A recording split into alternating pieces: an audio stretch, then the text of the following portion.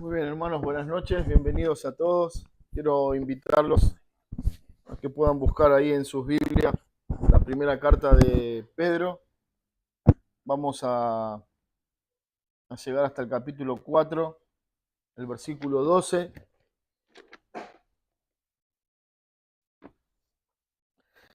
Y si el Señor lo permite, vamos a terminar la carta esta noche. Vamos a ir viendo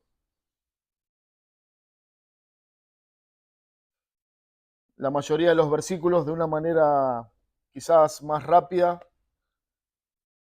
pero nos parecía apropiado esto porque desde el versículo 12, en realidad el capítulo 4 en su totalidad es como una sola unidad, un solo pensamiento, donde Pedro viene, bueno, llamando a los hermanos, animándolos a convivir con la aflicción, con el dolor, con la persecución, y como sabemos, Pedro menciona en esta carta las aflicciones que ellos están recibiendo o que están viviendo. Y no solamente él está haciendo hincapié en que es una realidad el sufrimiento. Recuerden capítulo 4, versículo 1, él les dice, dado que Cristo padeció, nosotros también vamos a padecer. Entonces debemos armarnos o equiparnos con la misma idea de que así como Cristo fue aborrecido, su pueblo también va a ser aborrecido. La intención que Pedro tiene es poder llevarnos a convivir con el sufrimiento, no como algo extraño, no como algo ajeno a nuestra fe o a nuestra confianza en Dios, sino básicamente que así como Cristo vivió, nosotros también debemos vivir, y así como Él recibió persecución y todo tipo de maltrato, de la misma manera los creyentes lo van a recibir, y la carta de Pedro y los hermanos de aquella época son un testimonio de que eso era así. Entonces, Él está mencionando ese sufrimiento. Nosotros sabemos que ese sufrimiento que ellos tenían o que ellos, valga la redundancia, sufrían, era consecuencia del entorno. No se había levantado todavía la persecución nacional por medio del emperador, pero sí había una persecución que era consecuencia del entorno de aquellos cristianos. Y esto es interesante porque a la medida que ellos iban viendo más conforme al Evangelio, más iban siendo criticados, blasfemados o aún perseguidos por causa de su fe. Ellos, como creyentes en Cristo, habían abandonado la idolatría de la época, la práctica inmoral de la sociedad, y habían comenzado a vivir de una manera santa, como Dios manda y como el Evangelio enseña. Entonces, a causa de eso, ellos son considerados como extraños y peligrosos. Por eso, en el versículo 7, en el capítulo 4, él les dice que capítulo 4, versículo 4, a ellos les parece cosa extraña que vosotros los corráis en el mismo desenfreno de disolución y os ultrajan. Pedro está diciendo, la persecución es consecuencia del evangelio que ustedes viven, es consecuencia de lo que ellos ven en ustedes. Entonces, es interesante que Pedro no solamente les escribe para decir, sí, la persecución es real, sino que básicamente les escribe para enseñarles a interpretar correctamente el sufrimiento. Bueno, seguramente para muchos de ellos, como para muchos de nosotros en nuestra época, en nuestro tiempo, el sufrimiento o la persecución o los problemas muchas veces pueden ser interpretados como que Dios nos ha abandonado, como que Dios nos descuidó, su mano protectora se alejó de nosotros, y entonces vivimos el sufrimiento como un descuido de Dios hacia nosotros. Pero lejos de ser el descuido de Dios, lo que Pedro va a recordarles que el sufrimiento demostraban que ellos pertenecían a Cristo. Por eso él les dijo, así como Cristo padeció, su pueblo va a padecer. El hecho de que estemos padeciendo, y esto lo va a aclarar más adelante, casi al final del capítulo, versículos 18 y 19, dice, si sufrimos por causa del Evangelio, que ese sufrimiento es por causa de la fe, de una conducta piadosa, santa, entonces esa es una de que Dios está con nosotros, de que estamos viviendo conforme a ese Evangelio, y eso es lo que vamos a recibir. La pregunta en esta noche que tenemos que respondernos todos juntos es: ¿cuál es nuestra reacción cuando llegan las pruebas? Ese es también el título en esta noche: cuando llegan las pruebas a nuestra vida, ¿cuál es nuestra reacción? Indudablemente, siempre que la prueba llega a nuestra vida va a haber una reacción, y a veces nos preguntamos: ¿por qué me está pasando esto? ¿O por qué yo? ¿O por qué a mí? ¿O por qué nosotros? La pregunta también muchas veces es: ¿dónde está Dios? ¿O qué hice mal para sufrir todo esto?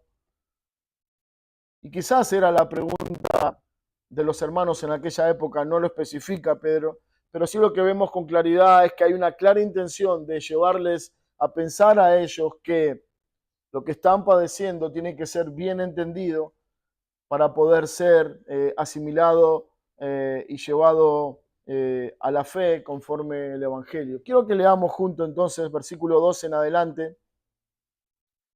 Dice Pedro: amados, no os sorprendáis del fuego de la prueba que os ha sobrevenido, como si alguna cosa extraña os aconteciese, sino gozaos por cuanto sois participantes de los padecimientos de Cristo, para que también en la revelación de su gloria os gocéis con gran alegría. Si sois vituperados por el nombre de Cristo, sois bienaventurados por el nombre de Cristo.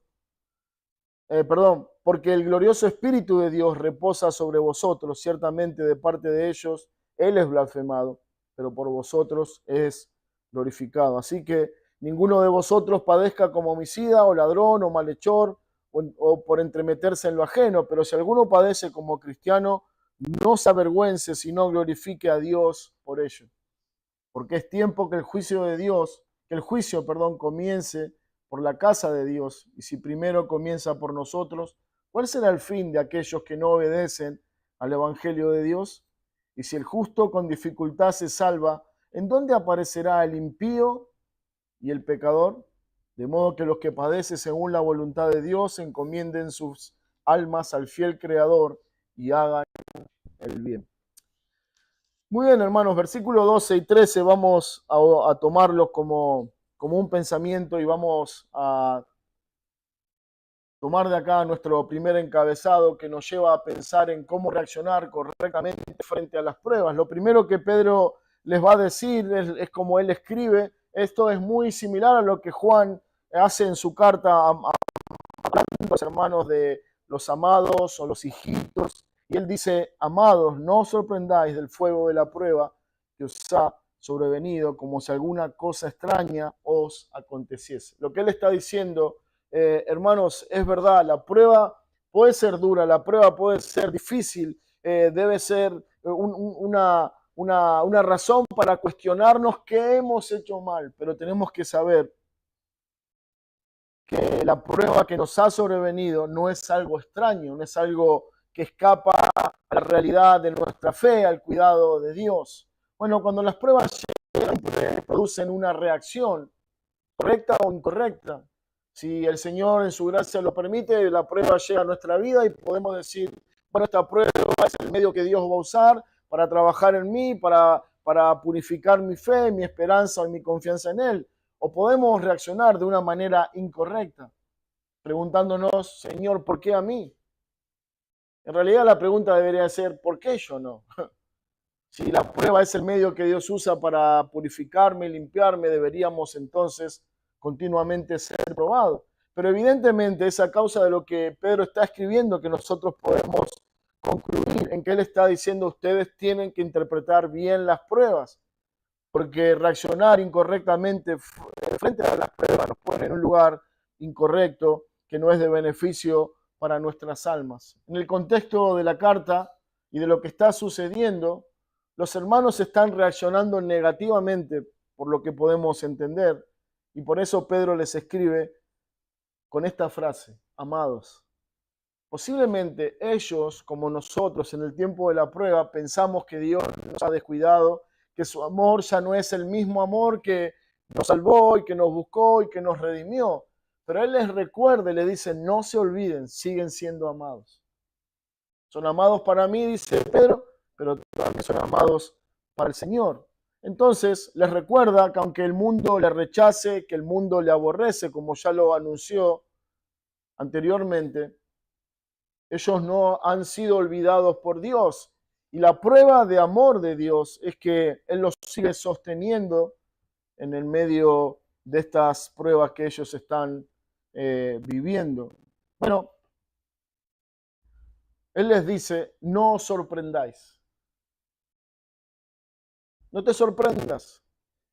Él está no solamente llevándolos a pensar correctamente acerca de las aflicciones y la prueba, sino que de alguna manera Él les está diciendo, miren a Cristo no solamente como el objeto de nuestra fe, de nuestra esperanza y de nuestra confianza, sino que miren su vida, miren cómo Él transitó, cómo Él vivió, miren cómo Él sufrió. Entonces, si nosotros somos cristianos, seguidores de Cristo, esto va a implicar, dice Pedro de alguna manera, así como Él sufrió, de la misma manera nosotros vamos a sufrir.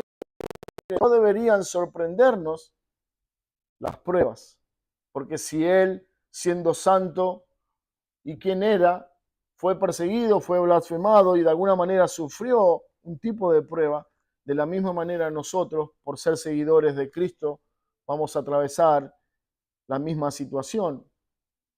Los creyentes no debían considerar el sufrimiento como algo extraño. Esa es la idea de entender, algo extraño, algo impropio, algo fuera de lugar. Y Pedro les está diciendo, la prueba te puede ser difícil, la prueba puede ser algo que te cuesta sobrellevar, pero al final jamás podemos asimilar o creer que la prueba es algo fuera del plan de Dios. Esa prueba, esa aflicción, ese dolor, esa enfermedad, esa necesidad, esa situación X en tu vida, no es una sorpresa. No es algo que aconteció misteriosamente o sorpresivamente en el universo y vino a nuestra vida. No, Dios la digitó específicamente, la preparó, esperó el momento, esperó la ocasión, la situación, lo armó todo de tal manera para que llegue a tu vida en ese momento. Por eso Pedro dice, no te sorprenda, no te sorprenda estar sufriendo, no te sorprenda estar siendo blasfemado por causa de la fe en el Dios, es lo que vamos a atravesar. De alguna manera podría decir Pedro, sorprendete si eso no pasa. Cuando todo está bien, cuando nadie le afecta tu vida, tu conducta, cuando no hay oposición, eso debería ser una sorpresa, pero la prueba, dice Pedro, no debe sorprendernos. Pedro no está diciendo que el sufrimiento es algo agradable, que nos encanta sufrir, sino que él dice no debe ser interpretado como algo anormal en nuestra vida. Como hijo de Dios, y conforme a lo que él ya dijo en el capítulo 4, versículo 1, si Cristo padeció, nosotros vamos a padecer, armémonos del mismo pensamiento. Ellos están siendo afectados por la situación porque no están viendo correctamente el sufrimiento. No sabemos puntualmente, Pedro no lo especifica, pero si ellos eran como nosotros, podemos inferir y pensar que muchas veces nosotros confundimos que estar en Cristo representa una vida de paz, y eso es en parte paz con Dios, pero no representa eso una paz con el entorno. Vivimos en un mundo caído, con un entorno hostil, que nos ve como un enemigo y nos ve como aquellos que son contrarios a la conducta de este mundo. Tenemos un enemigo que nos acecha como un león rugiente. Entonces, no es anormal sufrir. No es incorrecto estar preparados para el sufrimiento. Es lo que tiene que pasar. Por eso Pedro dice, no se sorprendan. No se sorprendan por la persecución si hay, no se sorprendan cuando hay conflictos en tu fe, en tu conducta, en tu esperanza. Eso es lo que tiene que pasar. No te sorprendas. Seguir a Cristo significa caminar detrás de un Salvador que fue rechazado y despreciado. Si Él fue despreciado, ¿por qué no lo vamos a hacer nosotros, su iglesia, su esposa, su pueblo? El Señor dijo que si esto hicieron con el padre de familia, ¿cuánto más iban a hacer con ellos? Y esa es la realidad que Pedro está mencionando, por eso le dice que no debían sorprenderse. Pedro llama a la experiencia que ellos están viviendo como una prueba de fuego. Amados, no os sorprendáis el fuego de la prueba que os ha sobrevenido. Bueno, esto describe una experiencia realmente intensa. No sabemos a qué se refiere, pero sí podemos decir que él se está refiriendo a algo que era intenso, algo importante, algo difícil de asimilar. El fuego en la Biblia generalmente tenía el sentido de aflicción. Cuando se hablaba de fuego o de la serpiente de fuego, ustedes recuerdan, tenía que ver con la aflicción, con el dolor, pero muchas veces también el fuego tenía que ver con la purificación y el examen. Se relacionaba como el medio utilizado para examinar la calidad del oro, de la plata o de algún tipo de elemento. Entonces, cuando Pedro usa la frase que no os sorprendáis por el fuego de la prueba, no está hablando literalmente que ellos serán asediados o prendidos fuegos o corridos con fuego. Está refiriéndose a la calidad, al peso, a la intensidad de la situación que están viviendo. Pero también Pedro está haciendo alusión y nos permite entender que la prueba, bien entendida, es como ese medio que Dios usa para purificar nuestra fe, así como el oro es probado mediante el fuego, la fe del creyente es probada mediante las dificultades. Es en ese momento donde nosotros podemos tomar conciencia, podemos ver en dónde está puesta nuestra esperanza, cuáles son nuestras prioridades, cuáles son nuestras urgencias, qué es lo que realmente nos importa en esta vida.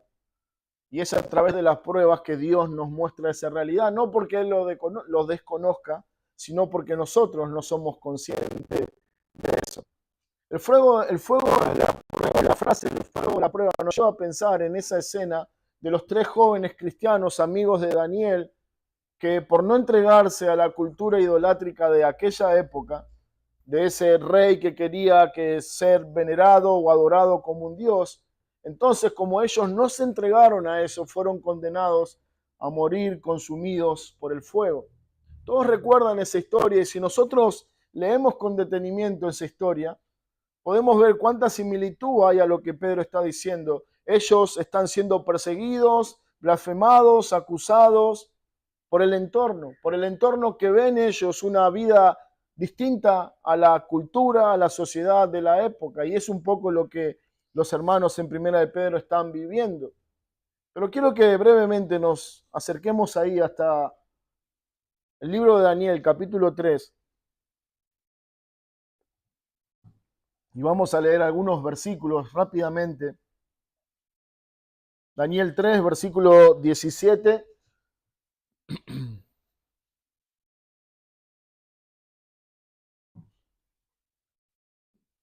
Dice, esta es la respuesta de los jóvenes al reclamo del rey cuando le anuncian que ellos no querían postrarse ante la imagen que se había levantado. Y él dice, aquí nuestro Dios, a quien servimos, puede librarnos del horno puede librarnos del horno de fuego ardiendo, y de tu mano, oh rey, nos librará. Y si no, sepas, oh rey, que no serviremos a tus dioses, ni tampoco adoraremos a la estatua que has levantado.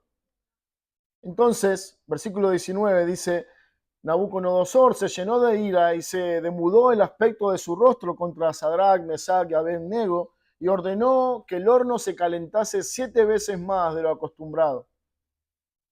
Entonces vamos a hacer un alto ahí y luego vamos a leer el versículo 24. Es completamente gráfico lo que está sucediendo. Ellos están diciendo, puede ser que Dios quiera librarnos o no. Bueno, esto es un reflejo de alguien que entiende quién es Dios, de alguien que comprende que la prueba es algo que Dios usa en sus manos como un instrumento para purificación, pero también como un instrumento que es usado conforme a su voluntad y su propósito eterno. Él dice, nuestro Dios puede librarnos del horno de fuego y de tu mano también nos librará. O sea, Él puede hacernos, puede meternos en este horno o puede sacarnos de este horno. Él puede ser glorificado en que el horno se apague o aún puede ser glorificado en que nosotros nos toque morir en ese horno. Pero el punto no es lo que Él puede hacer, sino que nosotros podamos rendirnos ante su propósito para nuestra vida. Versículo 24 entonces dice que el rey Nabucodonosor, luego que estos fueron echados al horno de fuego, dice que Nabucodonosor se espantó y se levantó apresuradamente y dijo a los de su consejo: ¿no echaron 3 varones atados dentro del fuego? Y ellos respondieron al rey: ¿es verdad, oh rey? Y él dijo: he aquí, yo veo 4 varones sueltos que se pasean en medio del fuego sin sufrir ningún daño, y el aspecto del cuarto es semejante al Hijo de los dioses. Hermanos, este pasaje tiene mucha coincidencia con lo que vamos a leer en un momento más, porque Pedro va a decirnos: el fuego de la prueba es el medio que Dios usa para glorificarse en medio de su pueblo, para purificar a su pueblo por un lado, pero hacia afuera es el medio que él utiliza para mostrar la entrega de su pueblo, la rendición de su pueblo a su voluntad y a su propósito. Pero también nos va a mostrar que así como estos 3 jóvenes fueron echados al fuego ardiente, ellos no estuvieron solos a través de la prueba. Y eso es lo que en un momento más lo vamos a ver en el pasaje.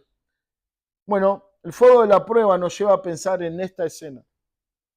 Pedro está diciendo, de alguna manera, así como estos 3 jóvenes fueron echados, estos cristianos de aquella época estaban atravesando momentos difíciles a causa de su fe. Y por eso él les insta y les anima a permanecer.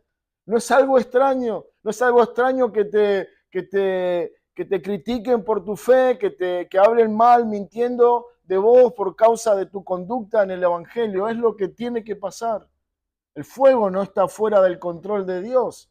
El Señor, quien está gobernando todas las cosas, es el que permite que ese fuego llegue a nuestra vida. El fuego de la prueba es lo que Pedro está usando para, de alguna manera, mostrarnos la gravedad de este asunto. Y esta fue la razón por la que él está escribiendo también la carta. Pedro continúa diciendo que, versículo 13, sino gozaos cuando sois participantes de los padecimientos de Cristo. Ahora lo lleva a otra realidad. Él les dice: no te sorprendas por la prueba. Cuando llegan los sufrimientos a tu vida, tenés que considerarlo como algo que no es extraño, que no es ajeno a la voluntad de Dios. Sometete, descansa en Dios y gozate en esa realidad. Bueno, esta expresión, gozaos por cuanto sois participantes, lo que antecede es el fuego de la prueba.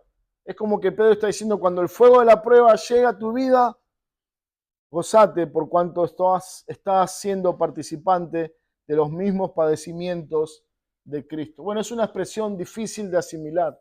Ninguno de nosotros, en su sano juicio, estaría muy cómodo sufriendo o padeciendo. Bueno, es algo que nos es contrario, es algo que no queremos, pero él nos está refiriendo a disfrutar del sufrimiento. Lo que Pedro está diciendo, no está diciendo, perdón, es que el dolor sea algo agradable, ni que debemos atravesar ese tiempo como que estuviéramos disfrutando de ese momento.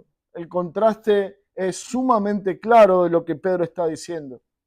Él dice: no es que tenemos que disfrutar el sufrimiento, sino que debemos gozarnos por cuanto estamos sufriendo como cristianos, como Cristo padeció. Bueno, esa debería ser la búsqueda permanente de nuestra vida, parecernos a Cristo. Y muchas veces la prueba nos pone en el lugar, en el escenario adecuado para poder reflejar ese carácter que Cristo tuvo. Y la prueba es el momento indicado. El cristiano puede reconocer que una prueba es dolorosa, así como Cristo se dolió y sufrió y estuvo en gran agonía ahí en el huerto de Getsemaní. El gozo no se encuentra en el sufrimiento, sino que el gozo se encuentra en la comunión que tenemos con Cristo a través de ese sufrimiento. Lo que Pedro está diciendo, hermanos, si nosotros perdemos de vista que el sufrimiento es la oportunidad para parecernos a Cristo, para reflejar a Cristo, para glorificar su nombre, entonces hemos perdido la oportunidad que Dios nos dio a través de esa prueba. Por eso él dice: no te sorprendas, sino gozate en ese momento, no por el sufrimiento, sino por la oportunidad que Dios está dando de poder reflejar a Cristo. Es esa oportunidad en la que nosotros podemos decir, soy un hijo de Dios. Por eso entiendo la prueba, por eso utilizo esta prueba como un medio para confiar en Dios y para mostrar mi descanso en Él. Dice Pedro, participantes, gozaos porque sois participantes de los padecimientos de Cristo. Bueno, esto, si no se explica bien, puede ser mal entendido, pensando que nosotros a través del sufrimiento vamos a alcanzar una mayor gracia o una mayor salvación, y no tiene que ver con eso. No está hablando de que nosotros hacemos algo para nuestra salvación. Sabemos que esa salvación fue definitiva en la obra sustitutiva de Cristo. Él ocupó el lugar de su pueblo, de su iglesia, para redimirnos. Él cargó nuestra culpa, Él recibió el juicio que nosotros merecíamos y obtuvo para nosotros una salvación eterna y completa. Es una falsa teología pensar que necesito hacer algo para alcanzar salvación, o que a través de mayor sufrimiento voy a ser más agradable a los ojos de Dios. Esto no se refiere a eso, sino a esa participación que tenemos por pertenecer al pueblo de Dios, a esa unión, a esa identificación que tenemos con Cristo. Como decíamos antes, si el mundo desprecia a Cristo, ¿cómo no va a perseguir y despreciar a su pueblo? El creyente sufre porque está unido a Cristo. Siempre y cuando el sufrimiento sea por la fe, sea por la causa del Evangelio, sea por una causa piadosa. Y esto cambia completamente la manera de considerar la prueba. El sufrimiento se convierte en una evidencia de que pertenecemos a Él y que entonces, como Él anduvo, nosotros también andamos sufriendo, padeciendo por causa de su nombre. Es algo interesante lo que sucede acá, porque de alguna manera Pedro menciona a Cristo y nos lleva a considerar la misma transición o el mismo camino que Él transitó. Él, sufrió para luego ser llevado en gloria, y el hombre o los cristianos también van a sufrir y van a ser humillados para luego ser exaltado por el Padre. Por eso Pedro dice, para que también en la revelación de su gloria os gocéis con gran alegría. Bueno, está hablando de ese día, de ese momento en que el Hijo del Hombre vendrá por su iglesia. Pedro dirige su atención y sus ojos a que puedan estar pensando en el día en que el Hijo de Dios será revelado. La frase, la revelación de su gloria, apunta a ese día, a la segunda venida de Cristo. En el presente, Cristo fue o era despreciado, pero llegará el día en que su gloria será pública y manifiesta a todos los hombres. Aquel Cristo que fue crucificado regresará en gloria como el Señor soberano sobre todas las cosas. El Cristo rechazado será reconocido como el Señor en su gloria incomparable. Y Pedro está diciendo que tenemos que gozarnos, pero no solamente gozarnos porque estoy imitando a Cristo, sino que tenemos que gozarnos pensando en que un día Él va a ser revelado, Él va a venir al encuentro de su iglesia. La historia no termina con el mundo persiguiendo, derrotando y burlándose de la iglesia y de nuestra esperanza.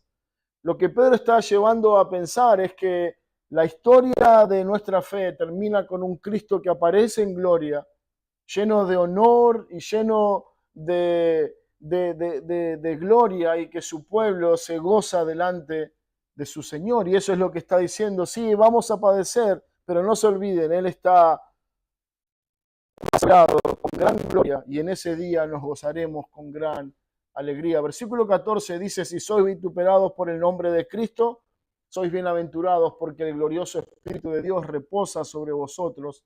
Ciertamente de parte de ellos Él es blasfemado, pero por vosotros Él es glorificado. Bueno, esa frase, ser vituperado, significa ser insultado, despreciado, avergonzado o difamado. Lo que ellos están pasando, ya lo vimos en los capítulos anteriores, como Pedro insiste en que ellos están siendo blasfemados, despreciados, acusado falsamente por causa del Evangelio. Y lo que Pedro dice, que la bienaventuranza se encuentra en sufrir por el nombre de Cristo. Muy dichosos son los hijos de Dios, dice Pedro, por sufrir, no por el sufrimiento en sí, sino por el sufrimiento por causa del nombre. Ser vituperado por su nombre significaba sufrir porque confesamos a Jesús como el Señor y el Rey de nuestra vida. Era lo que ellos estaban viviendo. Ellos están siendo atacados y perseguidos no por una cuestión política, por una cuestión social, sino por la causa del Evangelio. Pedro afirma que quienes sufren de esta manera, solo esos son los bienaventurados. No es que todo tipo de sufrimiento es para ser llamado bienaventurados. No todo tipo de sufrimiento es por causa del Evangelio. A veces el sufrimiento es por causa de nuestra torpeza y de nuestra necedad. Pero el Señor dijo en Mateo 5, bienaventurados sois cuando por mi causa os vituperen y persiguen. Dice Pedro, porque el glorioso Espíritu de Dios reposa sobre vosotros. Y esto hace alusión a lo que les mencionaba, es donde Nabucodonosor, luego de mirar en el horno, ve que en vez de 3 varones hay 4 y uno es semejante al Hijo de los dioses. Bueno, esta frase nos muestra que la presencia del Espíritu Santo sostiene al creyente en la aflicción. Así como esa representación de Cristo, esa teofanía en el Antiguo Testamento se hace presente en esa escena del capítulo 3 de Daniel. De la misma manera, Pedro está diciendo, en el tiempo de la prueba, cuando estemos atravesando momentos difíciles, no podemos ignorar que el Espíritu de Dios reposa sobre nosotros. Ahora, ¿se acuerdan? Él está diciendo, amados, no te sorprendas, seguir siendo amados, Dios no te ha descuidado, Dios está con nosotros. ¿Y cómo está con nosotros? Bueno, está con su Espíritu en nosotros, ese Espíritu que nos convence de pecado, ese Espíritu que trae fe, que trae esperanza, que trae confianza en nosotros. Es el que obra, tiene y ayuda a través de las dificultades. La palabra reposa nos indica que la misma idea que Isaías toma en Isaías 11, versículo 2, donde el Espíritu del Señor reposaría sobre el Mesías o sobre Cristo. De alguna manera está diciendo que el mismo Espíritu que reposó en Cristo, que sostuvo la vida de Cristo, que lo acompañó, lo consoló, lo fortaleció en ese tiempo de agonía en el Getsemaní, es el que también nos va a soportar, a sostener y consolar a nosotros en el tiempo de angustia. Entonces, cuando por ese corazón que está en nosotros, incrédulo, falto de fe, podemos preguntarnos, bueno, esta prueba es una señal de que Dios me ha abandonado. No podemos olvidar, y Pedro responde, el Espíritu de Dios reposa en ustedes. ¿Cómo sé que Dios está conmigo? Porque su Espíritu está sosteniendo tu esperanza, tu Espíritu está sosteniendo tu fe, tu confianza en Cristo. De alguna manera nos lleva a pensar que el creyente jamás se enfrenta a las pruebas en sus propias fuerzas. Sí, nos esforzamos. Pablo le dice a Timoteo, hijo mío, esfuérzate en la gracia que es en Cristo Jesús, pero al final, en cada lucha que Dios trae a nuestra vida, su Espíritu nos está sosteniendo, nos está guiando. Por eso Pedro puede afirmar y decir, cuando sos vituperados, el Espíritu glorioso de su Hijo o de Dios reposa sobre nosotros. El creyente, entonces, en las pruebas, nunca está solo, sino que su Espíritu nos está guiando y sosteniendo. Primera de Pedro 4:15 dice, así que ninguno de vosotros padezca como homicida o ladrón o malhechor o por entremeterse en lo ajeno. Pero si alguno padece como cristiano, no se avergüence, sino glorifique a Dios por ello. La pregunta o el encabezado es ¿por qué estamos sufriendo? Pedro está llevando a conocer dos tipos de sufrimiento, dos tipos de personas, algunos que padecen o sufren porque son homicidas, por ladrón, por malhechor o por entremeterse en lo ajeno. Pero luego habla de otro grupo que padece como cristiano.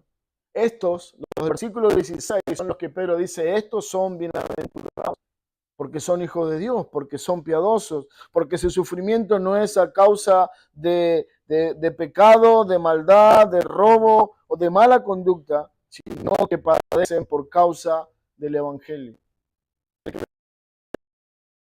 Todas las aflicciones, dificultades en su vida son una cuestión de fe, que son perseguidos, que son maltratados, que están sufriendo por causa de la fe. Debemos examinar a la luz de este pasaje, ¿por qué estoy sufriendo?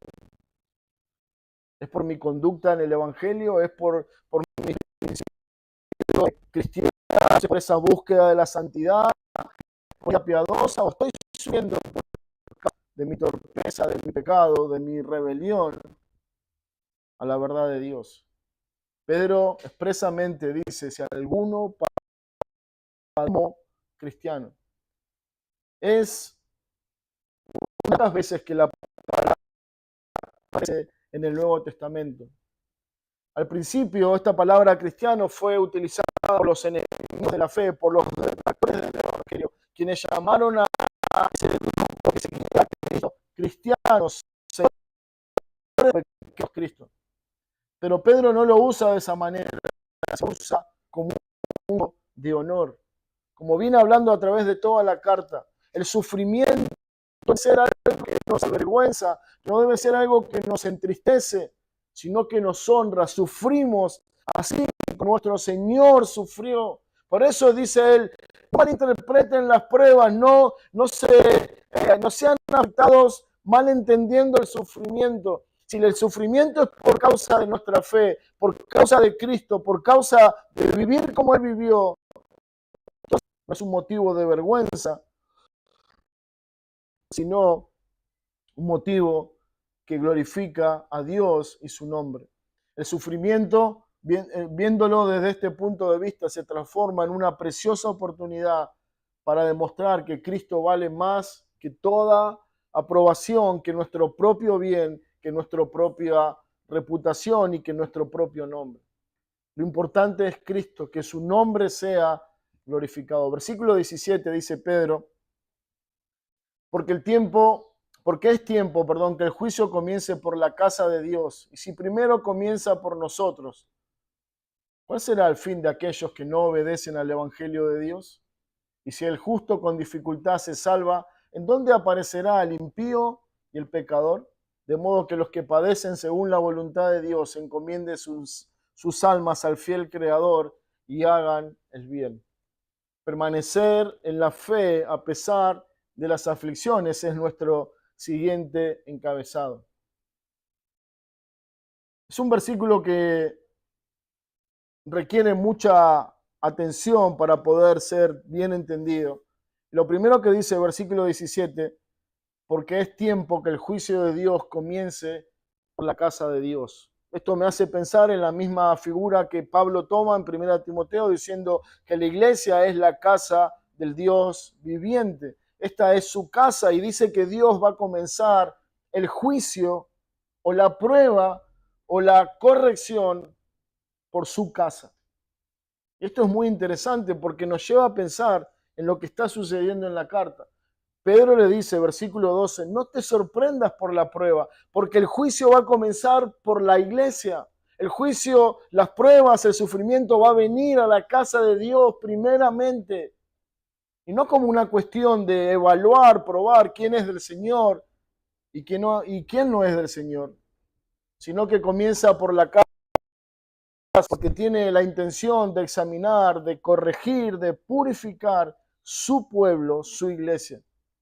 Dios va a purificar su iglesia a través de las pruebas. Y esta es la realidad histórica, bíblica, que podemos ver a través de toda la historia de nuestra fe. Siempre que la iglesia fue perseguida, fue el mejor momento para la iglesia, donde el evangelio era proclamado y esparcido por todas las naciones, donde la verdadera fe era vivida y reflejada en la vida de los integrantes de la iglesia. Es por eso que entonces podemos afirmar que lo que Pedro está diciendo es que el juicio al que él se refiere es el juicio que Dios traería sobre la iglesia, no como un medio de castigo, sino de purificación, de santificación de su pueblo. Ahora la pregunta que Pedro hace es, si Dios va a juzgar su iglesia o va a purificar su iglesia, su pueblo, ¿cuál será el fin de aquellos que no obedecen al Evangelio? Además, lleva a la comparación o a la conclusión de la redención como ese tiempo de juicio. Dios va a juzgar en el sentido redentor, sino en el sentido de santificación y purificación, porque ellos ya están exentos al juicio de Dios, pero aquellos que no obedecen al Evangelio, esos serán pasados por el juicio, por el castigo de Dios.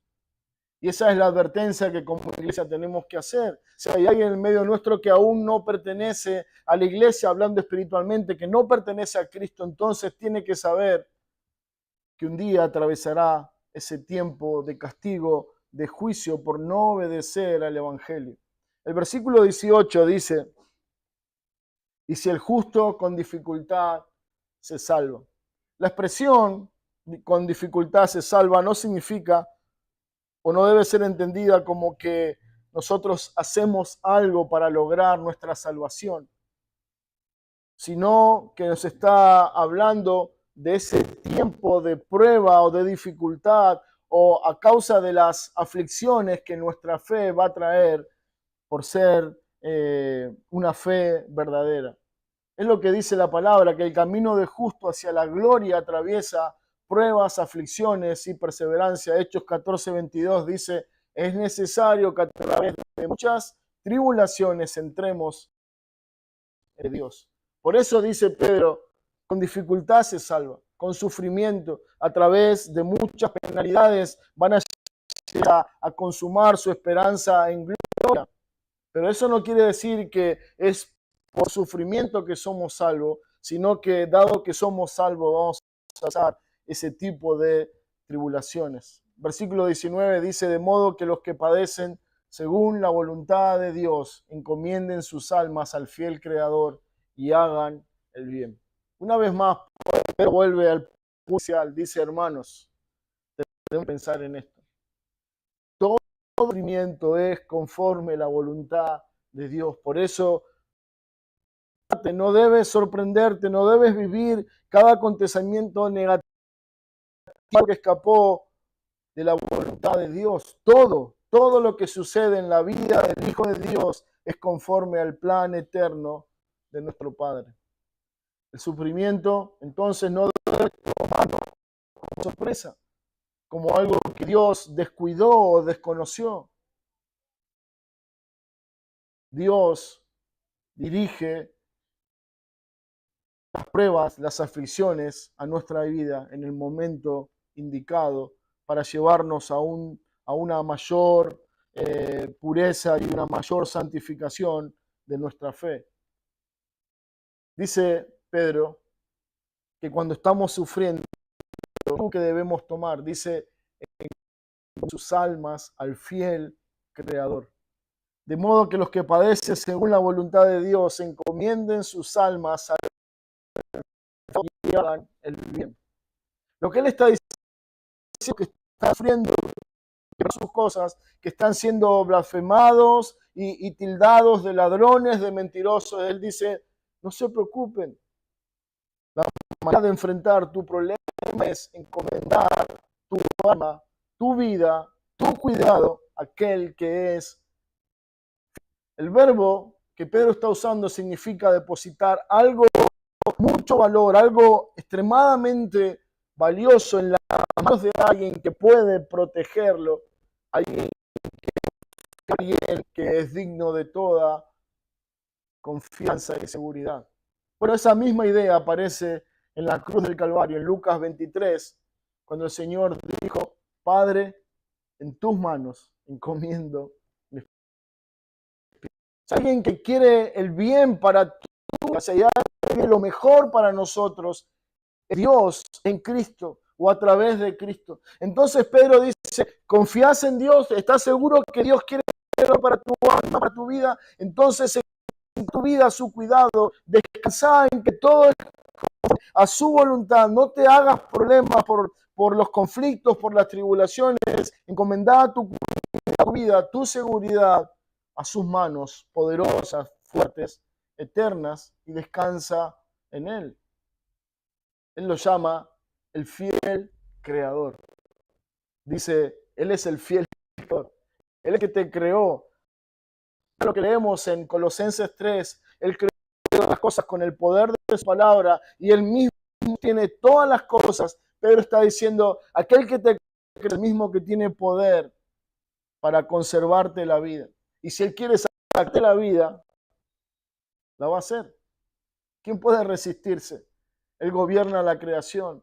Él puede sostener nuestra vida. Él puede guardar nuestra alma. Entonces Pedro dice, hermanos, no nos afanemos. Descansemos en Él. Confiemos en Él. Ahora al final dice algo muy interesante. Que generalmente perdemos el tiempo de la aflicción, de la prueba. Cuando nosotros estamos siendo afligidos, cuando estamos viviendo tribulaciones en nuestra vida, nos preocupamos por encontrar la salida, seguir haciendo el bien. Es el que sabe hacer el bien y no lo hace, es pecado. No tengo tiempo para congregarme, estoy tan preocupado, tengo tantos problemas que no tengo tiempo para orar, para tomar las escrituras, para estar en comunión con los hermanos, no tengo tiempo. Pero dice, es una manera incorrecta de vivir el sufrimiento, de vivir la tribulación. Dice, si entonces entendés que Dios está detrás de toda prueba, de toda tribulación, que esto es parte de su voluntad, lo que tienes que hacer es encomendar esta situación, este problema, cuidado de Dios, decir, Señor, yo no hago nada, descanso en ti, lo pongo en tus manos, y mientras tanto, sigo haciendo lo que tengo que hacer.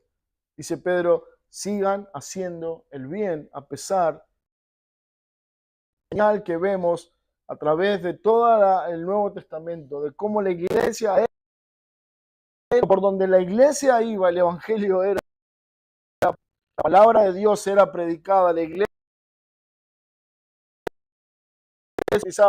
y la verdad y el reino de Dios eran expandidos por todas partes. A pesar de la persecución, de las aflicciones y de todos los problemas, seguían haciendo el bien. Al final, entonces, hermano, la pregunta es, ¿cómo reaccionamos nosotros cuando llega la prueba? ¿Lo vemos como algo de Dios? ¿Lo vemos como algo que viene de su santa y amorosa mano? ¿Lo vemos como algo externo? ¿Lo vivimos como algo negativo? ¿Lo vemos como un medio de gracia que Dios trae a nuestra vida para santificarnos, purificarnos y al fin mostrar a Cristo y glorificar? Bueno, no sé cuál es tu situación en esta noche, pero seguramente en algún momento, como bien Pedro decía, llegará un tiempo donde el fuego de la prueba te va a acorralar, te va a acosar. Estas palabras de Pedro tienen que ser de aliento, de seguridad, de saber que en algún momento esto va a venir a tu vida, pero también de seguridad pensando de que Dios está atrás de todo esto, que no estás solo.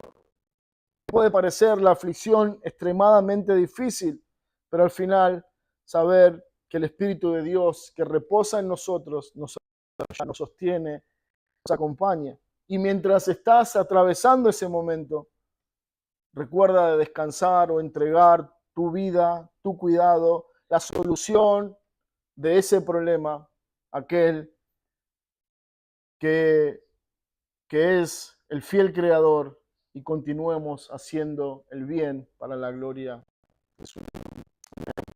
Terminemos. Señor Padre, gracias te damos por esta noche.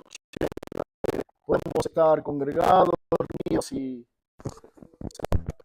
la verdad del Evangelio, la verdad. Gracias por esta carta tan desafiante, tan profunda, tan clara, Señor, tan necesaria para tener presente en nuestras vidas y, Señor, y vivir cada problema, cada conflicto, cada situación en nuestra vida. A la luz de esta verdad, Señor. Nada nos debe sorprender, sino que debemos descansar en la verdad eterna de saber que tú eres el Dios soberano y que todas las cosas suceden conforme a tu propósito, con el fin que tú has determinado para nuestra vida. Señor, que nunca olvidemos o que nunca pensemos enfrentar cada situación creyendo que estamos solos, sino que tu Espíritu siempre está en nosotros, sosteniendo nuestra vida, nuestra mente, dándonos fe, esperanza en Cristo y en su obra. Y al final, Señor, sabiendo que nuestra peregrinación por este mundo siempre va a ser un tiempo de tribulación, de dificultad, hasta que estemos en gloria, Señor, ayúdanos a continuar permanentemente haciendo el bien, descansando, entregando el cuidado de nuestras almas a aquel que es fiel y creador de todas las cosas. Padre, bendice a tu iglesia, te damos gracias en el nombre de Cristo. Amén.